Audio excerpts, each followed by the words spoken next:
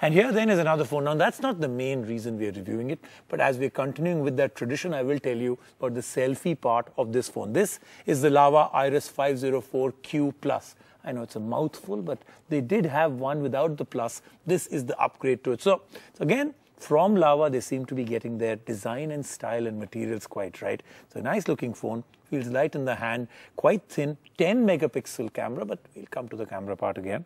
From the back, it has a nice metal look, though it is still plastic. Good screen, like I said, nice and bright colors on it, buttons well spaced out. So overall, the phone's nice looking, not a very expensive phone, well-priced phone. And now we come to the selfie part of it, which is you can actually hold the phone out and ask it to take a selfie.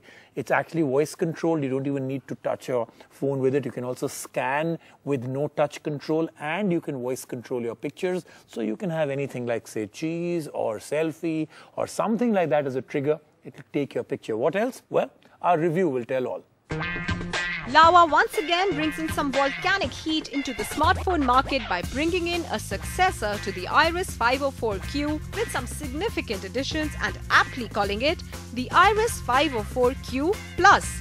The phone packs in some wizardry and tricks that we shall talk about a little later. But first, the hardware.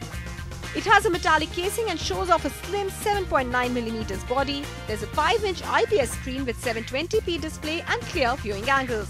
The screen is nice and bright with colors that stand out and don't saturate. The phone runs on the Android 4.2.2 Jelly Bean OS and is powered by a 1.3 GHz quad-core processor.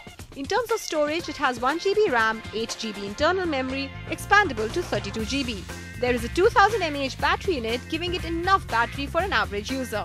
There's also an intelligent flip cover that puts the phone to sleep when shut, conserving battery further. Now this phone may not pack in a swivel camera like the Gionis and the Oppos, but it does flaunt a 10 megapixel rear camera powered by the Sony Exmor RS sensor. Lava has tried to put in some innovation here. For instance, as Rajiv mentioned, you can use catchphrases such as cheese or capture to click pics. Cheese.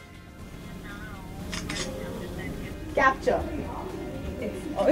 You still can't say selfie though for it to shoot, maybe in the next version. On the camera interface, there is an icon for directly moving to the QR scanner that can scan barcodes to get more details. Besides this, there are regulars like geotagging, HDR mode, touch focus and more. There is a 2 megapixel front camera. Now time for some magic with the phone. The phone supports gesture control, so you need not touch the phone, but just a swipe can change images, music or even click a picture. We do find gesture control to be more of a gimmick than a useful feature, as you do tend to lose interest after trying it for the initial few days.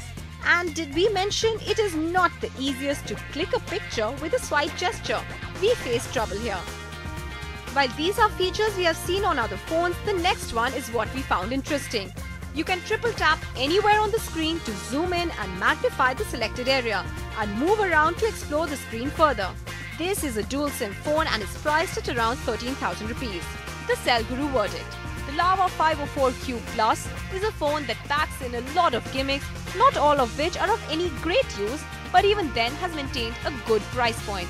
A good option for those looking for a phone in the sub-15 category and definitely a huge plus from its predecessor.